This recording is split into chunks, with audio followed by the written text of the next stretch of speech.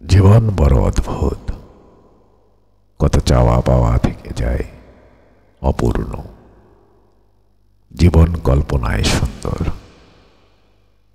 কোনো এক জ্যোৎস্নার রাতে সমুদ্রের পাড় ধরে হেঁটে যাওয়া যায়, পাহাড়ের বিশালতায় হারিয়ে যাওয়া যায়, প্রকৃতির সৌন্দর্যে মুগ্ধ হয়ে ডুবে থাকা যায়। পাখির মতো দুচোখ যত দূর যায়, ইচ্ছে মতো উড়ে বেড়ানো যায়। আরো কত শত ভালো লাগা জড়িয়ে থাকে আমাদের কল্পনায়। জীবন সুন্দর, সেই সুন্দরতম কল্পনায় সেই ব্যর্থ প্রেমিক যে সত্যিকারের ভালোবেসেছে, যে প্রতিটা ব্যর্থ প্রেমিকের গল্পে নিজেকে খুঁজে পায়, নিজের অজান্তেই চোখের অশ্রু ঝরায়। একটি সম্পর্কের বড় দিক হল বিশ্বাস।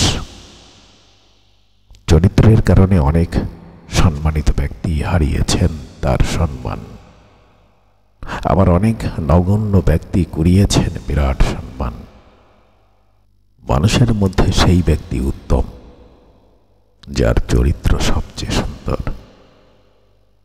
এক অপূর্ব সুন্দরী নারী এক কৃষককে বলল, আমি তোমাকে বিবাহ করিব। কৃষক তো নারীর চেহারা দেখে পাগল। কৃষক দেরি না করে নারীকে নিয়ে কাজী অফিসে গিয়ে বলল, তাড়াতাড়ি আমাদের বিবাহ দিয়ে দিন। কাজী নারীর চেহারা দেখে সে নিজেও পাগল।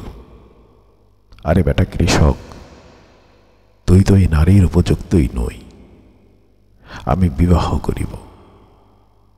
কৃষক আর কাজীর মধ্যে ঝড় লেগে গেল। এক পর্যায়ে কৃষক আর কাজী বিচার নিয়ে গেল বাদশার দরবারে। বাদশা নারীর সৌন্দর্য দেখে সে নিজেও পাগল।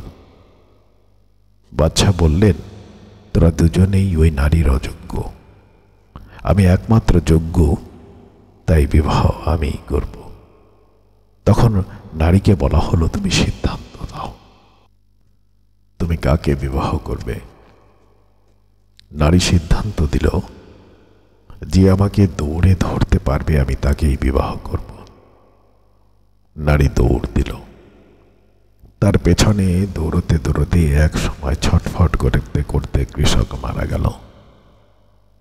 তার কিছুক্ষণ পর একই অবস্থায় কাজীও মারা গেল।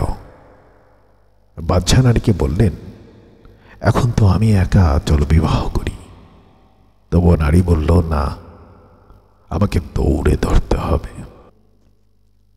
তখন বাদশা বললেন, হে নারী দাঁড়াও, বলো তুমি আসলে কে।